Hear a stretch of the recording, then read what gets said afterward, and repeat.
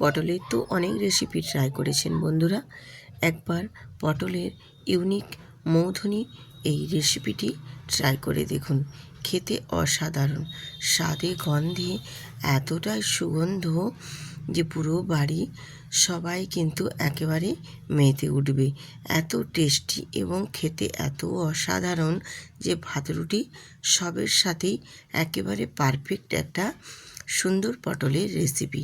তো চলুন কথা না বাড়িয়ে আজকে এই পটলের রেসিপিটি আপনাদের সাথে শেয়ার করে নিই। তো আমি এখানে 5টা পটল নিয়ে নিয়েছি। তোমাদের মেম্বার ওয়াইজ তোমরা পটলটা আরেকটু বাড়িয়ে নিতে পারো। আর পটলটাকে আমি একটু গাটা ছিলে নিয়ে তারপর একটু খোসাটা ছাড়িয়ে নিয়েছি। আর খোসাটা একটু রেখে আর একটু আমি ছাড়িয়ে নিয়ে এইরকমভাবে পটলটাকে কেটে নিয়েছি খোসাগুলোকে। এরপর আমি পটলটাকে খুব ভালো করে ধুয়ে নুন, হলুদ, অল্প একটু লঙ্কার গুঁড়ো আর সামান্য এখানে একটু সর্ষের তেল দিয়ে বেশ ভালো করে মাখিয়ে নেব। সর্ষের তেলটা দিয়ে মাখিয়ে নিলে কি হয়, মশলাটা কিন্তু বেশ ভালো মতো পটলের গায়ে মাখানোটা হয়।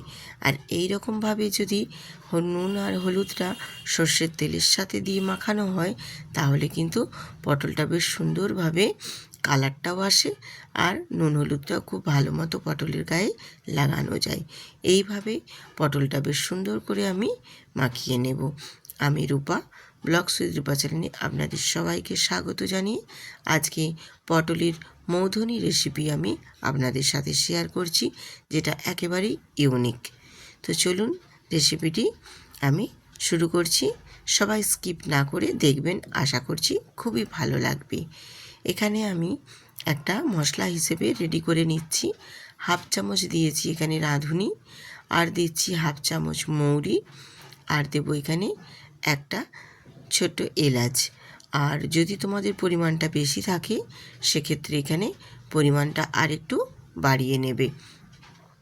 যেহেতু আমি এখানে মেম্বার ওয়াইজ 5টা পটল নিয়েছি, সেই পরিমাণ মতো এখানে আমি মশলাটাও রেডি করে নিচ্ছি। এবার মশলাটাকে শুকনো কড়াইতে আগে ড্রাই রোস্ট করে নেব।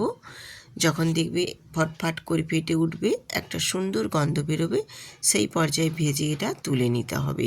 দিয়ে আমি এটাতে একটু আধো আধো করে, মানে যতটা সম্ভব ততটা একটু গুঁড়ো করে নেব। আর একটা গুঁড়ো করে নেওয়ার সময় সুন্দর একটা স্মেল বেরোবে, এত ভালো লাগবে, ভীষণ সুন্দর। এরপর ওই প্যানটার মধ্যেই আমি বাকি দিয়ে দেবো সাদা তেল দিয়ে আর ম্যারিনেট করে রাখা যে পটলগুলো আমি রেখেছিলাম সে পটলগুলো ভেজে নেব। আর পটলগুলোকে তেলের মধ্যে একটু উল্টে পাল্টে ভেজে নেব লালচে করে।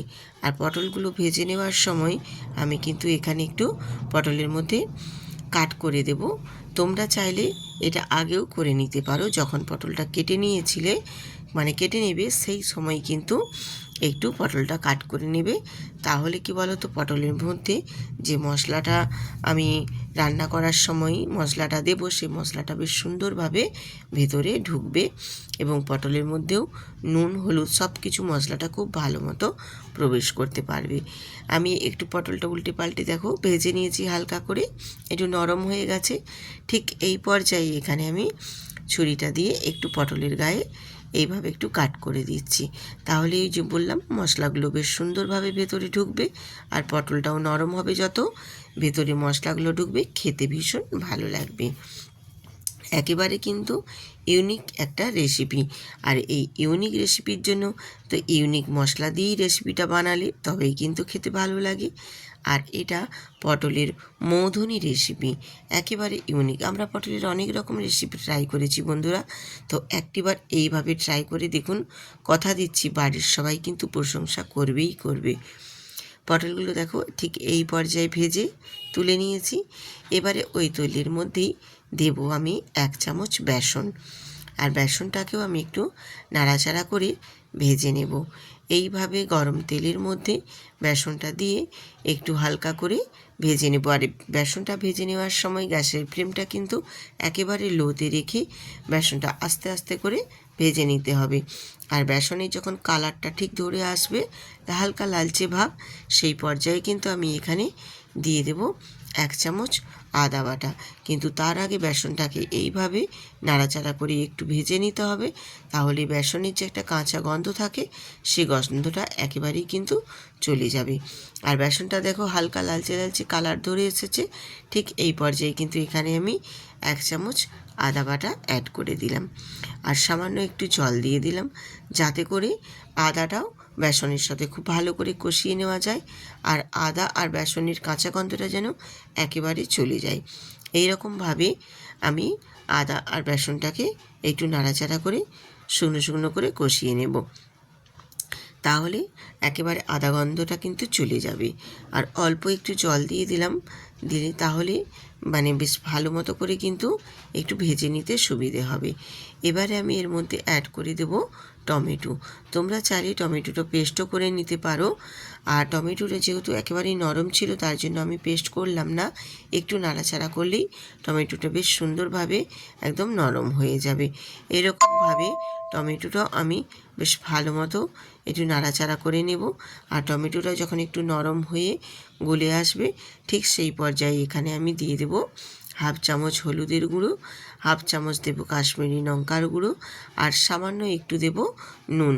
কারণ নুনটা আমি আগেই পটলের মধ্যে দিয়ে ভেজেছি, তার কারণে খুব বেশি লাগবে না, যতটা পরিমাণে লাগবে সেই পরিমাণ মতো আমি নুনটা এখানে অ্যাড করে দিয়েছি।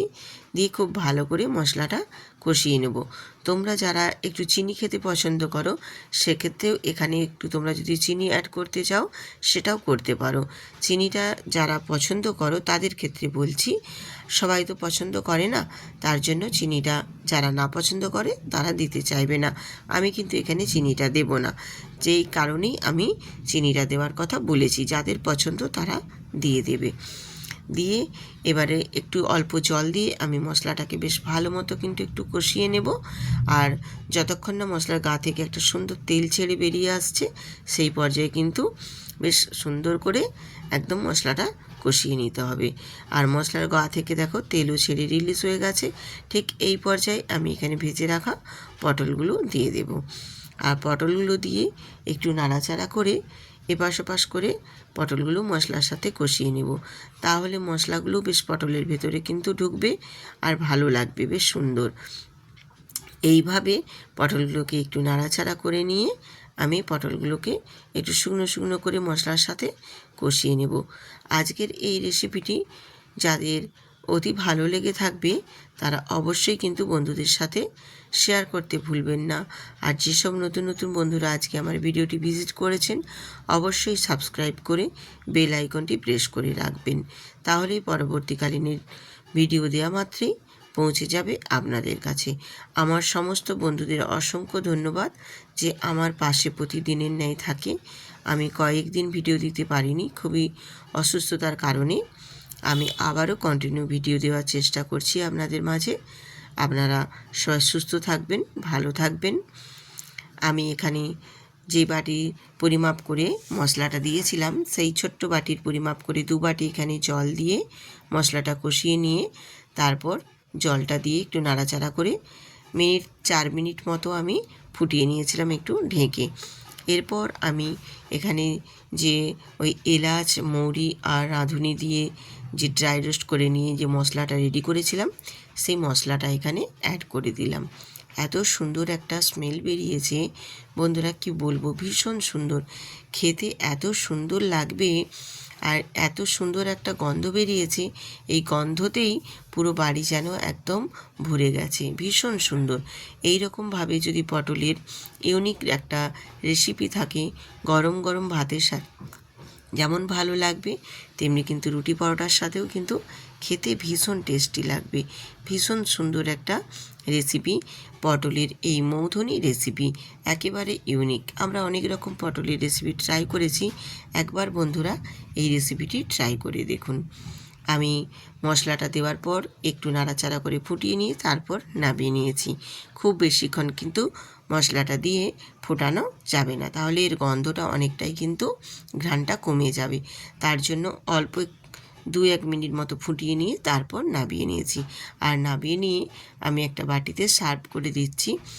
দেখতে কতটা সুন্দর হয়েছে, কালারটাও যেমনি সুন্দর এসেছে, আর এই রেসিপিটাও কিন্তু খেতেও ভীষণ সুন্দর, এত সুন্দর, আর একটা এত সুন্দর স্মেলও বেরিয়েছে বন্ধুরা। একবার না বানিয়ে দেখলে তোমরা বুঝতে পারবে না। তোমরা একবার বানিয়ে তারপর বাড়িতে ট্রাই করে আমাকে কমেন্ট করবে। ভীষণ সুন্দর একটা রেসিপি আপনাদের মাঝে আজকে শেয়ার করেছি, যেটা পটলের মৌধুনী রেসিপি। ভীষণ একটা ফেমাস রেসিপি, যেটা ছোট থেকে বড় সবাই কিন্তু ভীষণ পছন্দ করে খাবে, এতটাই টেস্টি হয় এই রেসিপির। যদি ভালো লেগে থাকে তাহলে অবশ্যই কিন্তু বন্ধুদের সাথে শেয়ার করে সাবস্ক্রাইব করে বেল আইকনটি প্রেস করে রাখবেন। আশা করি আজকের এই রেসিপি আপনাদের ভীষণ ভালো লাগবে। আবার আসবো এই রকম নিত্য নতুন আরও সুন্দর সুন্দর রেসিপি নিয়ে আপনাদের মাঝে। ততক্ষণ সবাই সুস্থ থাকুন, ভালো থাকুন। আজ এইখানেই রাখছি, আবারও দেখা হচ্ছে পরের ভিডিওয়। টাটা।